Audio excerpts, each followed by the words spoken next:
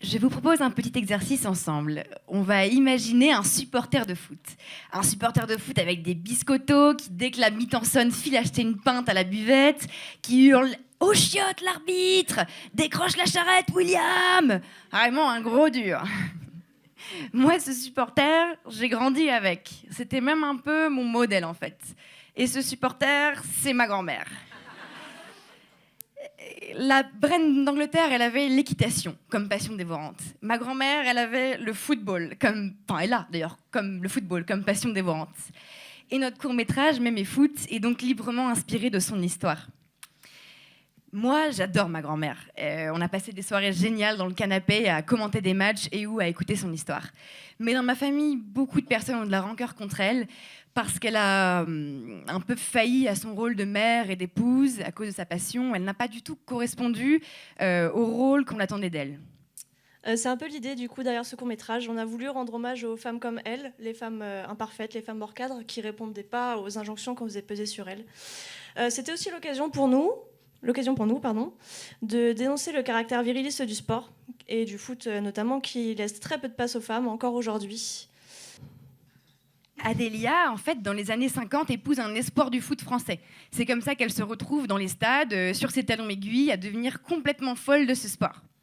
Elle est des victoires comme des défaites, elle est toujours là, mais ça se complique lorsqu'elle devient mère. Quand elle est enceinte, elle peut encore un peu aller au stade, on la laisse faire. Mais dans ce monde de pirates, de voyous et d'ivrognes, parce que c'était ça que c'était, quand elle accouche, quand elle a 2 petits-enfants, la société lui dit... Le club lui dit en fait non, tu ne viendras plus. Et une toise d'1,20 m fait son apparition à l'entrée du stade. Si vos enfants sont plus petits que la toise, ils restent à la maison. Adélia et ses enfants ne se laissent absolument pas faire, la passion est trop forte et donc ils tentent multiples supercheries et facéties pour se rendre au stade, se déguisent en hooligan, rentrent par effraction, enfin tout est possible pour le football. Mais malheureusement, ces entreprises se soldent toutes par des échecs. Les enfants sont un peu exténués de ces allers-retours et Adélia est tenue à distance des terrains pendant assez longtemps. Elle tente de suivre le foot à distance avec les médias de l'époque, presse, radio, télé, etc. Mais ça n'a pas le goût du stade. Alors un soir, quand un grand match se prépare en ville, elle craque et elle dépose ses enfants dans un café en face du stade et elle file voir le match. La victoire est éclatante et la fête qui s'en ensuit est délirante et elle oublie complètement ses enfants. C'est drôle, mais en même temps, il y a quand même un petit côté un peu tragique qui fait que le chapitre Mémé Foot, Adélia, se ferme temporairement. Elle se résigne un peu et attend que ses enfants, grandissent pour retourner au stade. Le jour où ils dépassent la toise d'1,20 m arrive, ils retournent au stade tous les 3 dans un état d'excitation la plus totale. Mais malheur, ces enfants n'aiment pas le foot. On peut le comprendre au vu de comment s'est passée leur enfance liée au foot, mais ils ne partagent pas sa passion. Et donc, Adélia suivra le foot toute sa vie, à distance, comme elle le peut. Mais un jour, alors qu'elle accueille ses petits-enfants chez elle et qu'elle regarde le foot en fond, comme d'habitude, elle se rend compte que ses enfants exultent à chaque but. Eux sont dingues de foot, eux aussi. Et donc, elle est folle. Elle empoigne ses 2 petits-enfants sous les bras, elle retourne au stade, et c'est là qu'Adélia devient vraiment Mémé Foot, qu'à l'unisson, ils peuvent reprendre la clameur ensemble. Et voilà, Adélia est devenue ma Mémé Foot. Du coup, en tant qu'animatrice, sur ce projet, j'ai préféré qu'on se base d'abord sur l'illustration pour travailler au graphisme. L'idée, en fait, c'était de ne pas être bloqué en se disant ça, je vais pas réussir à l'animer, ça va être compliqué. On voulait d'abord trouver une image qui fonctionne. Donc ici, vous pouvez le voir, on a décidé de s'inspirer plutôt de très très croqués, avec des couleurs très vives. On utilisera du coup pour 50% du film des photos d'archives, personnelles comme publiques.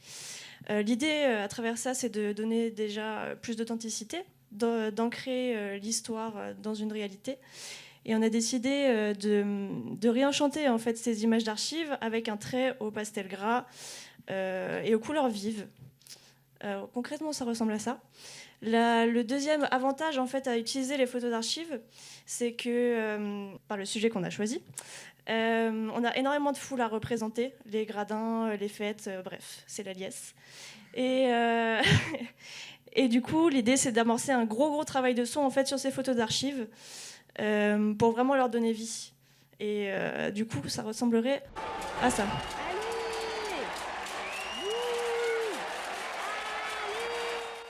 Vous l'avez compris, l'histoire se déroule à peu près en 3 temps. Adélia, jeune femme, Adélia, mère et Adélia, grand-mère. Pour chapitrer ce récit tout en conservant notre amour pour les vieilleries et les archives et le vintage, on a choisi l'album Panini. Donc, l'album Panini, ce sont des petits stickers, pour ceux qui ne savent pas, avec des portraits de footballeurs. Chaque saison, il y en a une myriade qui est créée et ça fait un bel encyclopédie à la fin.